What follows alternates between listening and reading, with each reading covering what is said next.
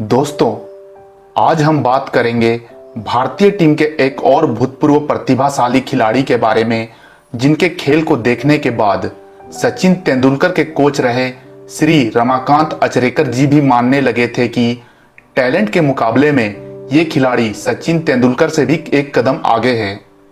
लेकिन अद्भुत प्रतिभा होने के बावजूद भी ये कमाल का बल्लेबाज उस ऊंचाइयों को नहीं छू पाया जिसका वो सही मायनों में हकदार था। हम बात कर रहे हैं 90 के दशक के भारतीय बल्लेबाज विनोद कांबली के बारे में, जिन्हें उनकी शानदार बल्लेबाजी की वजह से लोग दूसरा ब्रायन लारा भी कहते थे। और वर्ल्ड कप 1996 के सेमीफाइनल में मिली हार के बाद विनोद कांबली के आंखों से निकले हुए आंसुओं को याद करते हुए तो आज भी क्रिकेट फैंस की आंखें नम हो जाती है। तो चलिए आज बात करते हैं इस खिलाड़ी की जिंदगी के बारे में। विनोद कांबली का जन्म 18 जनवरी 1972 को मुंबई महाराष्ट्र में हुआ था। उनका पूरा नाम विनोद गणपतराव कांबली है। उनके पिताजी का नाम गणपत कांबली और माताजी का नाम विजया कांबली है। विनोद कांबली के पिताजी पेशे से एक मैकेनिक थे। इस वजह से उनकी घर की आर्थिक स्थिति बहुत अच्छी नहीं थी और उनकी आमदनी से बस घर का गुजारा ही बड़ी मुश्किल से हो पाता था। विनोद कांबली के पिता को भी क्रिकेट में काफी दिलचस्पी थी और वो अपने समय में एक तेज गेंदबाज हुआ करते थे।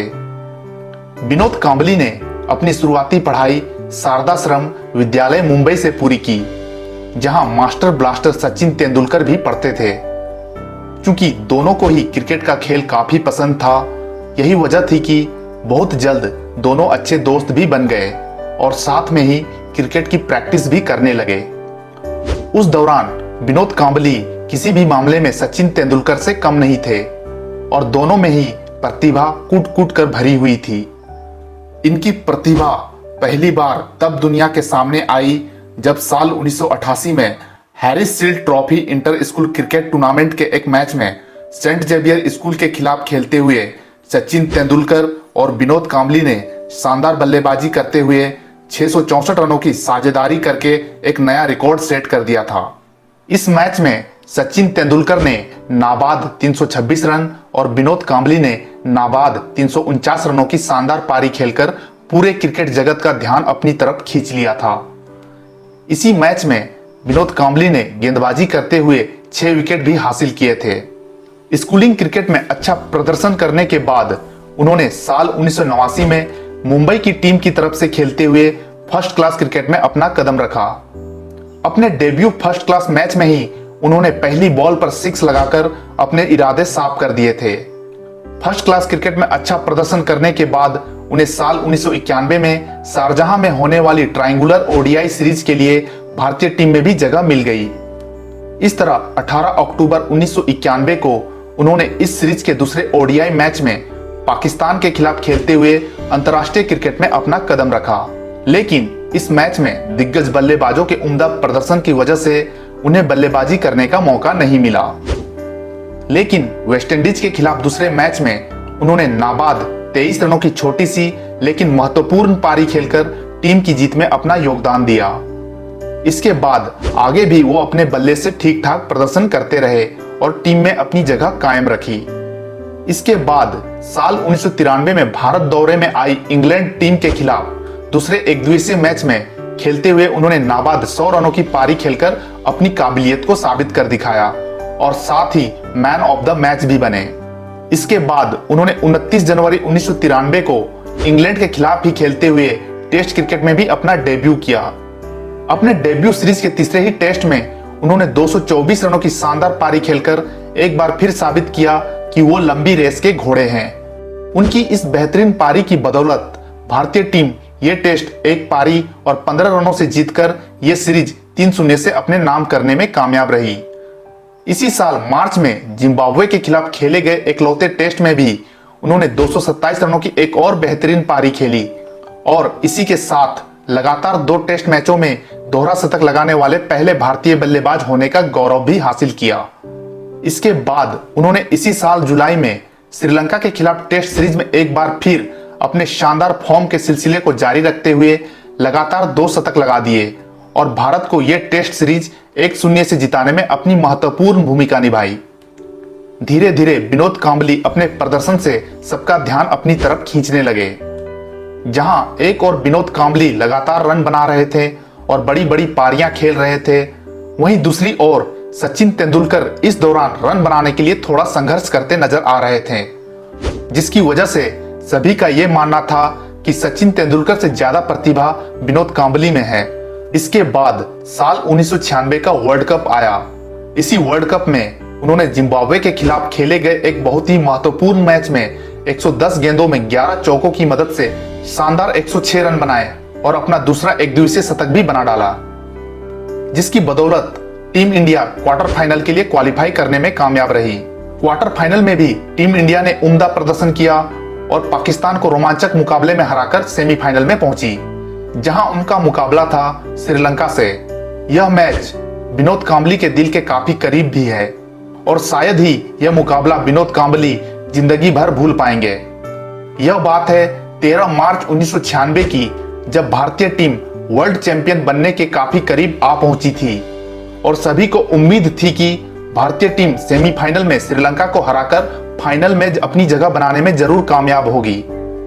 इस मैच में श्रीलंका ने पहले बल्लेबाजी करते हुए भारतीय टीम के सामने 50 ओवरों में 252 रनों का टारगेट रखा। इस टारगेट का पीछा करने उतरी भारतीय टीम ने जल्दी ही नवजोत सिंह सिद्धू का विकेट गंवा दिया, पर बाद में सचिन तेंदुलकर और संजय मांजरेकर के बीच 90 रनों की बहुमूल्य साझेदारी हुई और भारतीय टीम की जीत काफी आसान दिखने लगी। तभी 98 रनों के स्कोर पर तेंदुलकर आउट हो गए, जिसके बाद भारतीय पारी लड़खड़ा गई। इसके बाद तो जैसे लगा कि बल्लेबाजों को बस घर लौटने की जल्दी थी और वो जानबूझकर अपने विकेट गंवा रहे थे। देखते ही देखते एक समय 98 रनों पर एक विकेट गंवाकर मजबूत स्थिति में दिख रही भारतीय टीम 120 रनों पर 8 विकेट गंवाकर मुश्किल में खड़ी थी। वहीं दूसरी तरफ संयम से विनोद कांबली ये सब देखकर सोच रहे थे कि काश कोई एक बल्लेबाज तो उनका साथ दे, जिससे मैं अपनी टीम को यह मैच जिताकर फाइनल में पहुंचा सकूं। तभी भारतीय टीम के इस तरह के लाचार प्रदर्शन से ईडन गार्डन के मैदान पर मैच देखने आए हुए दर्शकों ने वहां हंगामा करना शुरू कर दिया, जिसके कारण मैच रोकना पड़ा। काफी समय बीत जाने के बाद भी दर्शकों ने हंगामा करना जारी रखा। इस वजह से स्थिति को ध्यान में रखते हुए मैच रेफरी ने श्रीलंका को विजेता घोषित कर दिया। अंपायर का यह निर्णय सुनने के बाद 29 गेंदों में 10 रन बनाकर खेल रहे विनोद कांबली के आंखों से आंसू छलक पड़े और अपनी टीम की हार से बेहद दुखी होकर वो रोते रोते ही पवेलियन लौट गए। इसे भारतीय वर्ल्ड कप इतिहास का सबसे खराब पल भी माना जाता है। इस मैच को याद करते हुए कई साल बाद विनोद कांबली ने एक इंटरव्यू में यह संदेह जाहिर करते हुए कहा था कि मैं आज भी उस सेमीफाइनल मैच के बारे में सोचता हूं। जब भी कभी मैं वो मैच देखता हूं तो मेरे आंखों में आंसू आ जाते हैं। हमने पूरे टूर्नामेंट में शानदार क्रिकेट खेली थी। क्वार्टर फाइनल मैच में हमने पाकिस्तान को हराया था। इस मैच में भी सचिन के बल्लेबाजी करने तक सब कुछ सही चल रहा था, लेकिन सचिन के आउट होने के बाद विकेट जल्दी गिर गए। मैंने एक एंड पर खड़े होकर 5 खिलाड़ियों को आउट होते देखा। उस मैच में अगर किसी एक बल्लेबाज ने भी मेरा साथ दिया होता तो मैं ये मैच निकाल ले जाता। मैं रो पड़ा क्योंकि मुझे लगा कि मैंने देश के लिए कुछ कर दिखाने का एक बहुत ही अच्छा मौका गंवा दिया था। कांबली ने तत्कालिक कप्तान मोहम्मद अजहरुद्दीन द्वारा टॉस जीतकर पहले फील्डिंग करने के फैसले पर भी संदेह जाहिर किया था। उनके अनुसार टीम मीटिंग में पहले यह तय हुआ था कि टॉस जीतने पर पहले बल्लेबाजी करेंगे, लेकिन एन मौके पर कप्तान ने फील्डिंग करने का फैसला ले लिया था। इस वर्ल्ड कप के बाद जैसे विनोद कांबली के परफॉर्मेंस में भी ग्रहण लग गया था। इस दौरान अचानक ही लगातार रन बनाने वाला यह शानदार बल्लेबाज आउट ऑफ फॉर्म होकर टीम से बाहर भी हो गया। हालांकि इसके बाद उन्हें कई बार वापसी करने का मौका भी दिया गया, लेकिन हर बार वो अपने पिछले प्रदर्शन को दोहराने में नाकामयाब रहे, जिसके बाद साल 2000 में श्रीलंका के खिलाफ कोका कोला चैंपियंस ट्रॉफी के फाइनल मुकाबले में भारतीय टीम के शर्मनाक हार के बाद उन्हें टीम में फिर कभी वापसी करने का मौका नहीं दिया गया। इसके बाद उन्होंने फर्स्ट क्लास क्रिकेट की तरफ रुख किया और कुछ सालों तक फर्स्ट क्लास क्रिकेट खेलने के बाद उन्होंने आखिरकार साल 2011 में क्रिकेट से संन्यास की भी घोषणा कर दी। इस तरह एक बेहद ही प्रतिभाशाली खिलाड़ी जो आगे चलकर शायद एक महान क्रिकेटर भी बन सकता था, गुमनामी के अंधेरे में कहीं खो गया। उनके क्रिकेटिंग करियर की बात करें तो उन्होंने अपने अंतर्राष्ट्रीय करियर के दौरान 17 टेस्ट मैचों में 54.20 की औसत से 4 शतकों और 3 अर्धशतकों की मदद से 1084 रन बनाए हैं, जिसमें उनका हाईएस्ट स्कोर 227 रन है। वहीं 104 एक दिवसीय अंतर्राष्ट्रीय मैचों में 32.59 की औसत से 2 शतकों और 14 अर्धशतकों की मदद से 2477 रन बनाए हैं, जिसमें उनका हाईएस्ट स्कोर 106 रन है। विनोद कांबली अपने खेल के अलावा विवादों की वजह से भी खूब चर्चा में रहे। इसी क्रम में साल 2009 में वो उस वक्त सबसे ज्यादा चर्चा में आए जब एक टीवी शो सच का सामना में उन्होंने सचिन तेंदुलकर के बारे में बात करते हुए कहा था कि जब मैं मुश्किल वक्त में था तब मेरे बचपन के दोस्त सचिन तेंदुलकर ने मेरी मदद नहीं की और वो चाहते तो मेरा क्रिकेट करियर बचा सकते थे, लेकिन उनका यह कहना बहुत गलत था, क्योंकि उन्हें 1 या 2 बार नहीं बल्कि 9 बार उन्हें भारतीय टीम में वापसी करने का मौका दिया गया था, लेकिन वो कामयाब नहीं हो सके। उनके इस बयान के बाद लोगों ने विनोद कांबली का खूब मजाक भी उड़ाया था। इसके अलावा कांबली कई बार अपनी हरकतों की वजह से भी विवादों के घेरे में आ चुके हैं। उनकी पर्सनल लाइफ की बात करें तो उन्होंने साल 1998 में अपनी प्रेमिका नोएल्ला लेविस से विवाह किया था। नोएल्ला शादी से पहले होटल ब्लू डायमंड पुणे में बतौर रिसेप्शनिस्ट जॉब कर रही थी। इस दौरान विनोद कांबली जब भी पुणे मैच खेलने के लिए आते तो उसी होटल में ठहरते थे। इसी सिलसिले में उनकी मुलाकात नोएल्ला से हुई और एक दूसरे के करीब आ गए, लेकिन शादी के कुछ सालों के बाद ही उन दोनों के रिश्ते में दरार आना शुरू हो गया था, जिसकी वजह से आखिरकार उन दोनों ने एक दूसरे से अलग होने का फैसला किया। नोएल्ला से डिवोर्स लेने के बाद कांबली ने पेशे से एक फैशन मॉडल रही एंड्रिया हेविट से दूसरी शादी की। शादी के बाद कांबली ने ईसाई धर्म को भी अपना लिया। क्रिकेट से दूर होने के बाद विनोद कांबली ने फिल्मों में भी अपना हाथ आजमाया। इसी क्रम में साल 2002 में आई फिल्म अनर्थ से उन्होंने बॉलीवुड में कदम रखा। इसके बाद उन्होंने 1-2 और फिल्में की, लेकिन उन्हें सफलता नहीं मिली। जहां सचिन तेंदुलकर अपनी कड़ी मेहनत, लगन और डिसिप्लिन की वजह से लगातार सफलता की बुलंदियों को छूते चले गए, वहीं इतने टैलेंटेड होने के बावजूद विनोद कांबली अपनी लापरवाही की वजह से लगातार फ्लॉप होते रहे। अगर उन्होंने भी सचिन तेंदुलकर से प्रेरणा लेकर बाकी चीजों को दरकिनार करते हुए केवल अपने खेल पर फोकस किया होता और अपने गेम को बेहतर बनाने के लिए कड़ी मेहनत करते, तो आज वो भी उस मुकाम पर जरूर पहुंचते जिसके वो वाकई में हकदार थे। लेकिन उन्होंने ऐसा करना जरूरी नहीं समझा।